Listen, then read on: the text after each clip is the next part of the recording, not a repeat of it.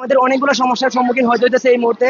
আমাদের যে ক্লাস করার কথা, আমাদের ল্যাব ফেসিলিটিস, আমাদের যে হচ্ছে অনেক সময় আমাদের ল্যাব করতে পারতেছি না, ক্লাস আমাদের সংকট। তারপর হচ্ছে আমাদের অনেক সময় পরীক্ষা দিতে গিয়ে অন্য ডিপার্টমেন্টের পরীক্ষা হইতেছে, দেড়শো আমাদের পিছিয়ে যেতে হইতেছে। তাছাড়া আমাদের এই সুনামগঞ্জের মধ্যে বিশ্ববিদ্যালয় হওয়ার যে প্রধান কারণ, সেটা হচ্ছে এই হাওড় অঞ্চলের মানুষগুলো জানতে পারবে, বুঝতে পারবে যে একটা বিশ্ববিদ্যালয়ের ভ্যালু কতটুকু আছে, একটা বিশ্ববিদ্যালয়ে কতটুকু ভ্যালু ক্রিয়েট করে। এত বড় বড় বিল্ডিং, এত ভালো ভালো স্টুডেন্ট বা সারা দেশের মানুষ এখানে আসতেছে, তাদের চাল চলন, আচার আচরণ সবকিছু দেখবেন, তারা শিখবে। কিন্তু আমাদের যে একটা প্রকাশ করার জায়গা, একটা ক্যাম্পাস, আমাদের সেই ক্যাম্পাসটা নাই।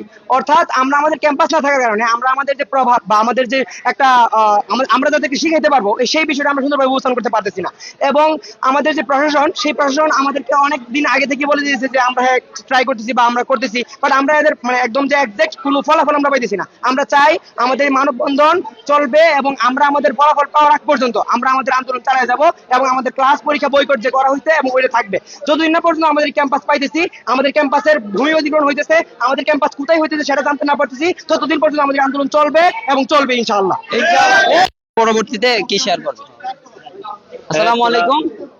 সুনামগঞ্জ বিজ্ঞান ও প্রযুক্তি বিশ্ববিদ্যালয়ের আমাদের 2020 সাল থেকে আমাদের কার্যক্রম শুরু করার বা প্রতিষ্ঠাকাল শুরু হয়েছিল। তারপর 2022 সাল থেকে ভিসি স্যার নিয়োগ হওয়ার মাধ্যমে আমাদের একাডেমিক কার্যক্রম শুরু হয়েছে। তারপর ক্লাস শুরু হয়েছে 2024 থেকে।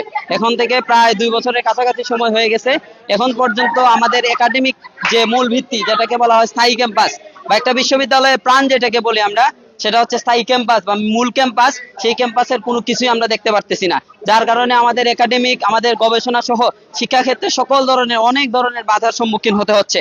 তারই প্রেক্ষিতে আমরা এর আগেও অনেকবার শুনতে পারতেছি যে আমাদের বিশ্ববিদ্যালয়ের এই স্থায়ী ক্যাম্পাস নিয়ে সবুজ পাতা, তারপর হচ্ছে ডিবিবির অনেক কিছু হইতেছে, বাট আমরা এক্সাক্ট নিউজ পাইতেছি না আসলে স্থায়ী ক্যাম্পাসের ফুল প্রক্রিয়াটা কিভাবে প্রক্রিয়াধীন হচ্ছে, কোথায় আমাদের ক্যাম্পাস হবে, আমাদের ক্যাম্পাসটা আসলে জায়গা কিনা হয়েছে কিনা বা জায়গা কিনা হবে কিনা, এইরকম কোনো কিছুই আমরা বুঝতে পারতেছি না।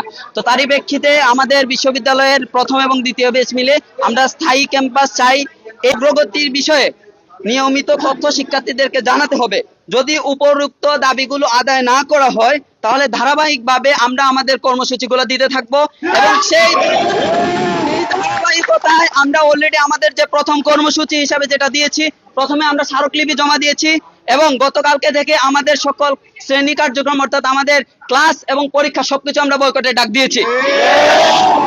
এবং এর পরপরই আমরা আমাদের মানববন্ধন কর্মসূচি, তারপর বিক্ষোভ মিছিল এবং প্রয়োজনে অনশন এবং অবস্থান কর্মসূচিতে আমরা যাব।